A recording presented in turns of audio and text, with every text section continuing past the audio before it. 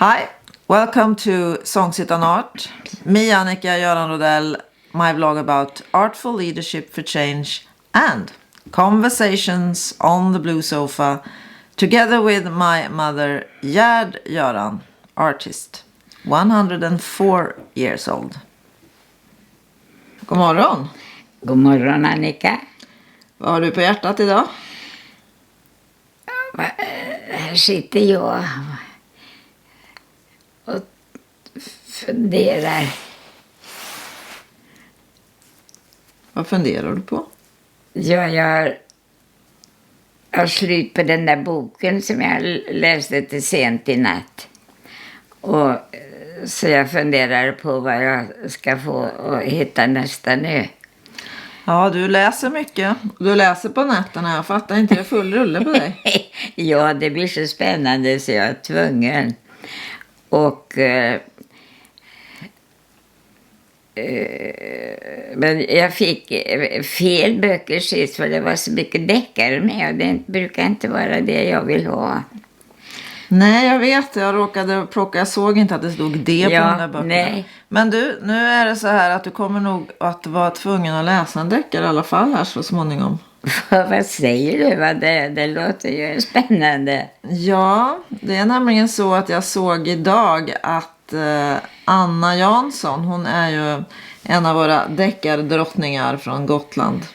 Hon skriver ju om en kriminalinspektör som jag tror heter Kristoffer Bäck som är placerad i Örebro. Ja. Men i den nya romanen, eller deckaren, så är de i Hällefors. Men kära du, ja. Hon har gjort research, hon har tittat på hon har varit i silvergruvorna och hon har pratat med raggare, hon har pratat om alla skrönor som finns i bygden och du vet ufot och hur, ja du vet, allt möjligt. Men du. Och på det har hon byggt en ny deckare. Ja, det är klart att man måste läsa den. Jag ska se här, vad den hette. Må evigheten förlåta.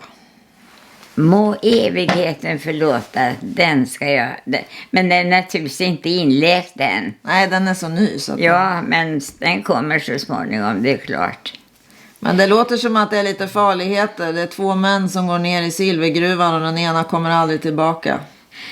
Ja, man får väl ta sats och inte det blir för farligt. Vad är det där med deckare? Är det för vad är det som blir? Ja, men vad är det? Mår du dåligt av det liksom? Nej, men jag tycker det är ointressant att att det alltid ska vara någon som ska dö och det är det som är spännande. Jag tycker det är roligare med relationer och vad folk upplever utan att det är våld och jag tycker också det är tråkigt när det är för våldsamt i en familj och folk ska ha det så. Jag är glad om att inte böckerna innehåller för svåra saker. Mm.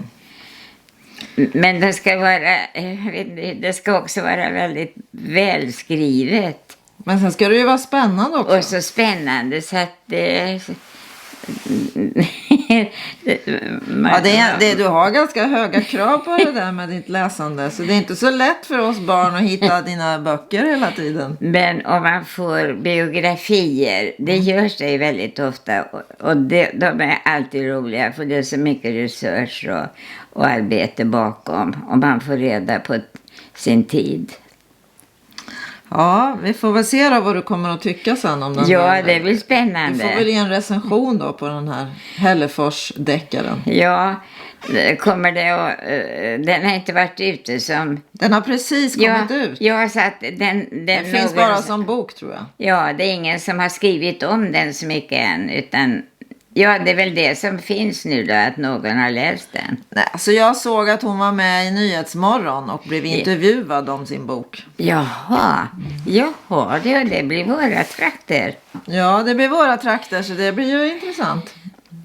För att... Kanske det blir deckarturism till Hällefors. Det är klart att Det får de väl utnyttja, tycker jag. Göra vandringar. Sen precis som att Nora i vår närhet har ju Maria Lang sin deckare. Och det har ju alltid gjort att många har kommit till Nora för att se omgivningen och vad det handlar om i böckerna. Det kanske blir dragkraft för Hällefors det här. Det kanske det blir. Ja, vad spännande. Vi får väl återkomma kring detta så får vi se vad som händer. Bra, men då säger vi så. Ja, vi får vara så idag. Så får det vara idag. Thank you for being with us. We hope you will be back next week. Bye. Bye.